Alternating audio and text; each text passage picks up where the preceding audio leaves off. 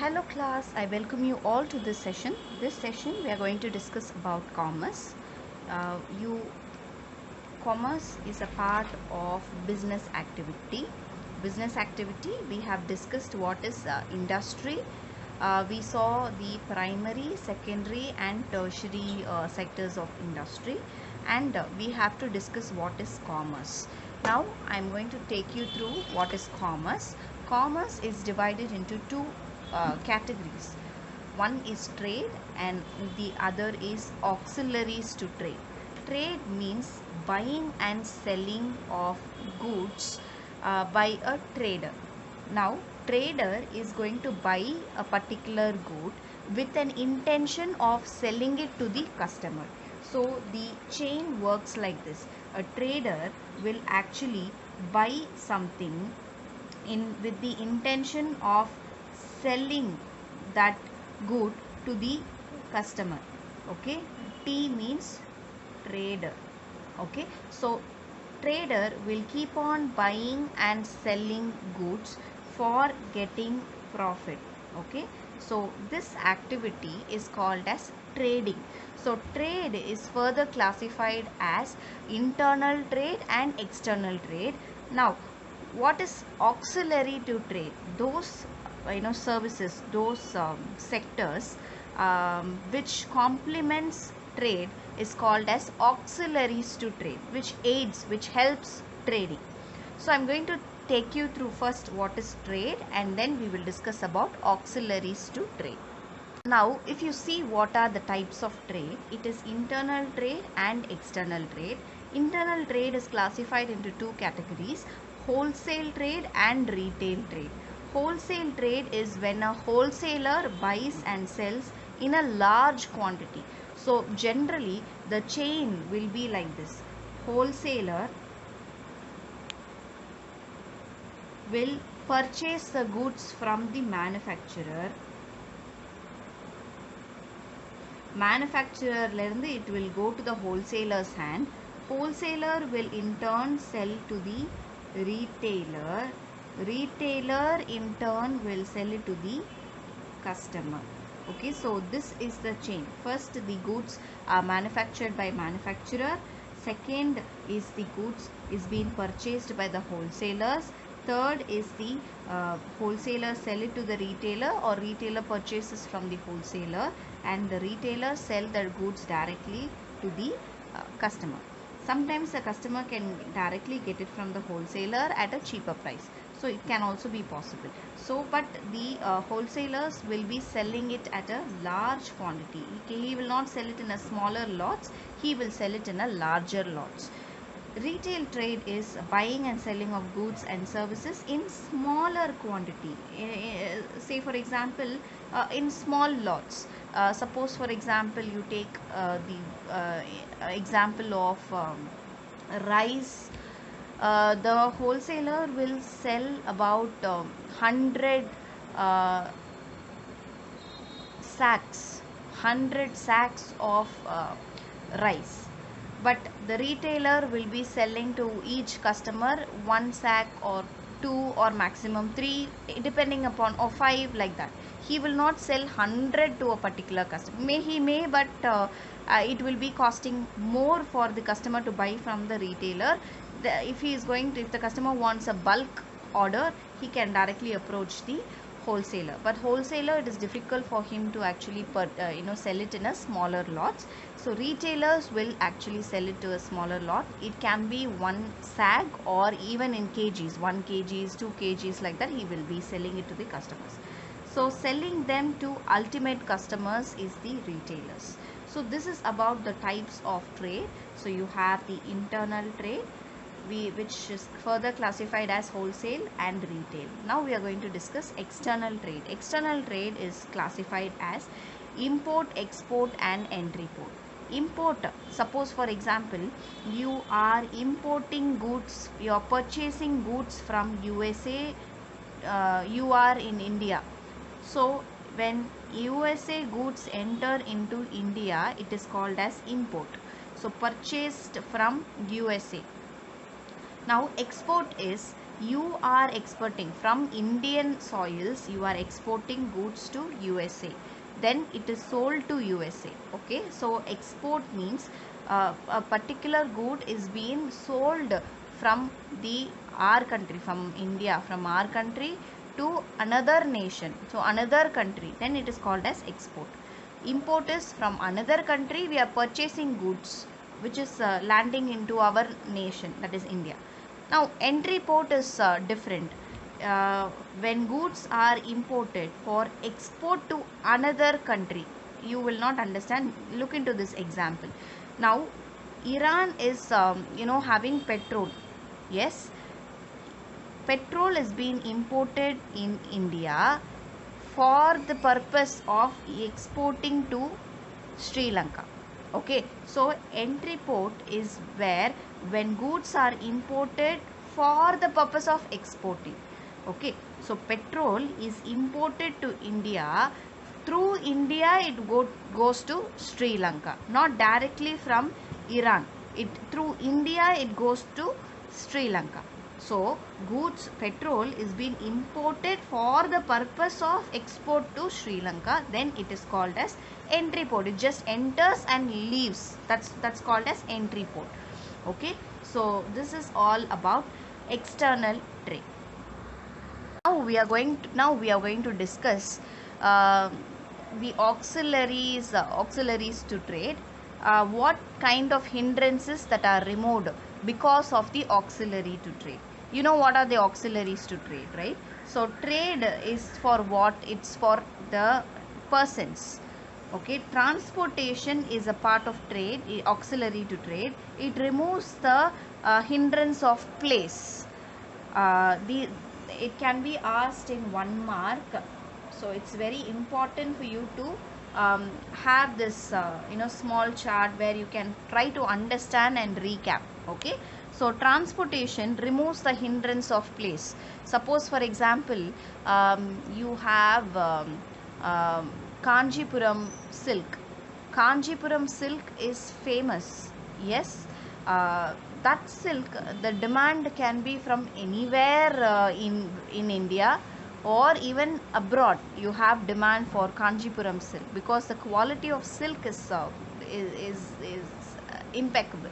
So transportation which actually helps in actually meeting the demand. So whether you are in United States, whether you are in UK, you can actually purchase the Kanchipuram silk with the help of transportation. Either you can fly down or you can actually export. So transportation helps in removing the hindrance of place. You get you one more example is you get apple from Himalayan products, like you have this Himalayan salt and Himalayas products and things like that. Kashmir's products, that shawls and things like that, you get it. If you want, you can actually get it. So transportation removes the hindrance of place. The second one is warehousing. Warehousing is just helpful for stocking goods. It removes the hindrance of time. If there is no warehouse, whenever production is happening, consumption should happen. Say for example, you are producing 500 tons of rice. Can you find market for 500 tons of rice immediately? The answer is no. You need to store that rice somewhere else, so that slowly when demand is there, the rice can be moved from the warehouse. So it actually saves time. It's like it removes the hindrance of time. Some warehouses are equipped with cold storage facilities and things like that. So it actually extends the life of the commodity basically. The next one is the insurance removes the hindrance of risk.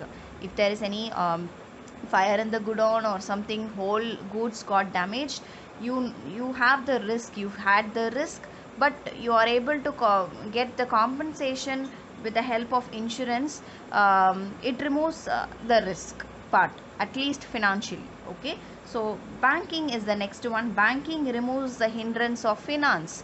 You know, finance is the lifeblood of any business. Without finance you cannot have business. Business houses run with the help of finance. You have to have the long term finance and short term finance. Banking will actually provide you with short term to medium term finance, so it removes the hindrance of finance. Advertising is, it removes the hindrance of information. Many of the sales that happen is because of advertising, otherwise customers will not know such product is in existence. Nowadays the customers do not buy what is the product that is needed, they buy the product that they want. There is always a difference between want and need, right? So you want something which you may not need.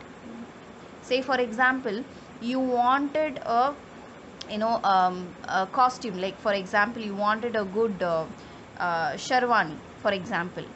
Do you need it? Is it essential? No, it is not essential, but you want it, you desire for that. Suppose you want a fancy watch, you want a fancy watch, it's not necessary, you may have a watch with you, that is a need. If one watch is there, then that will be categorized as need, but if you want more number of watches, then it is a want. So advertisement will give you information on products where you can desire to purchase them, so it gives you information. So hindrance of this, so this part is important for you to remember and apply. It's for 1 mark it is important. The next thing we are going to discuss the auxiliaries to trade in depth. Banking and finance. Banking and finance. Finance is the lifeblood of business, as I told you before.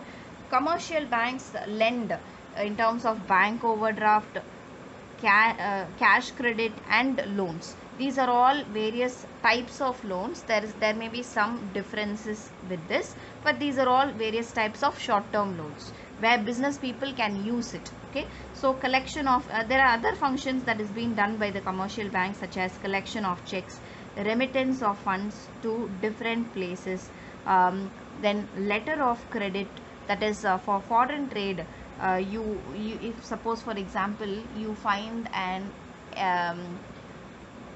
importer, okay, you want to export good to USA imports goods from India, okay. There is an exporter in USA. You will have an hesitation to export it to USA because you do not know the person personally. He is staying somewhere far away from you. There is a limited mode of communication also. There is no face-to-face communication. It's only through electronic modes you would have communicated. So export would have happened. Say for example, export happened for $10,000. Now $10,000. Now after getting the goods in USA, the USA person has to pay to India. Yeah, the person in India. Suppose he doesn't pay, so there is a risk for Indian businessman.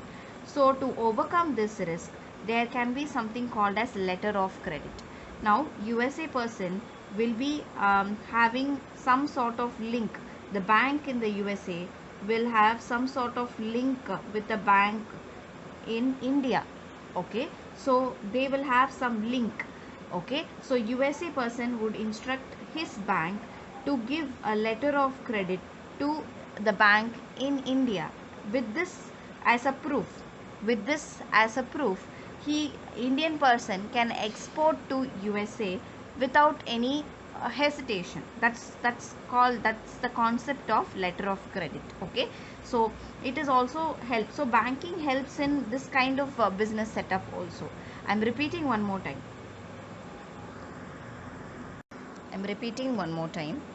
See,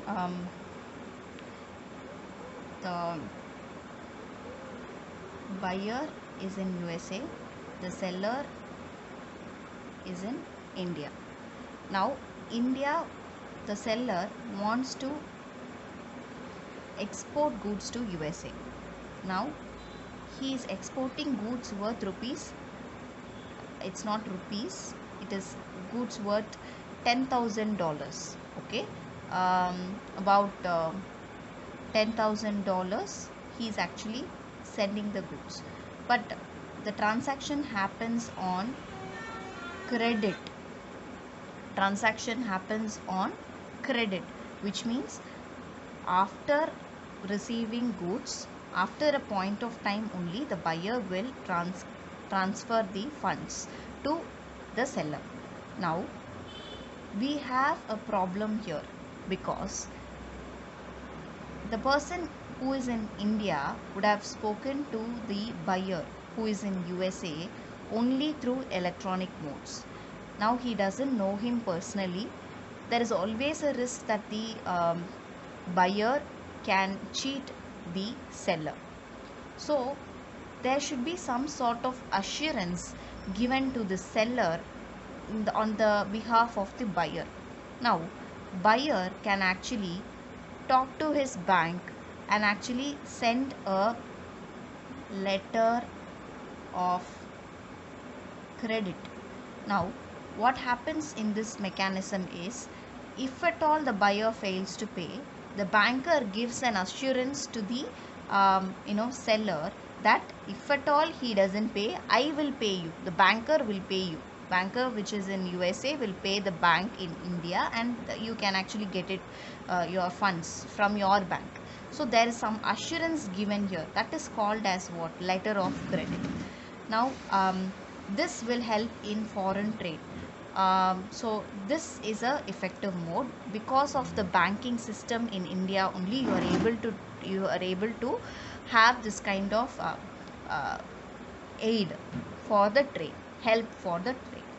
Now it helps in promoters of company to raise capital from public. Obviously, when there is capital requirements, banks plays a major role in helping the companies to raise the capital. If at all they raise capital, they have to keep that money in the bank account only. They cannot keep it in any other source, any other mode. So this sort of benefits banking industry gives the business. The second one is insurance. Insurance deals with risk. Risk can be, we are talking about only the general insurance, not life insurance. We are talking about only general insurance. We are talking about fire insurance, theft and accidents. Suppose risk can be through fire, theft or accidents. Insurance can compensate the losses. Okay. The third part is transportation. Transportation is through road, rail, air, ocean and seas. So it actually helps the business to expand its operations because of this transportation. Transportation actually makes the goods available to various markets across the country, around the world. So without transportation you cannot find markets. Okay. And the fourth one is warehousing, which stores the goods. So goods are not consumed immediately after production. Yes, they are held in stock to make them available as and when required. So here there is one example. Now manufacturing takes place. Now after manufacturing, goods are transported to various warehouses located in different places. Say one is Chennai, one is Kochi and one is Mumbai. So you are able to store it in various warehouses across various places, and if at all there is any demand, it goes to that particular place. This goods is being transported to the shops. So shops will actually sell it to the ultimate customers. So this facility is given by the warehousing. Then the fifth one is communication. Now communication, without communication there cannot be any business. So you have the telecom industry, you have the postal service, you have the modern electronic communication tools, modes and things like that. Communication is developed so much now. So it helps business. Then sixth one is the advertising. See, advertising will actually identify the potential buyers, persuade them to actually purchase the goods. Now for the business, potential buyers are being persuaded and sales happen. Be- how do they get persuaded? It's through the advertisement. What does advertisement provide? It provides information and benefits. Suppose you have this product, you have so much of benefits, and you try to desire the product, right? Advertisement is always designed in an attractive way to attract the customers needs. It's like if you want, and it will be like treated as need. You somehow remember the advertisement and you purchase that particular product. So now you have digital marketing and digital platforms to advertise products. So these are all helping the business to actually expand and grow more. So these are all called as auxiliary to trade: banking and finance, insurance, transportation, then you have warehousing, communication and advertising. Yes, thank you class. I'll see you in the next video.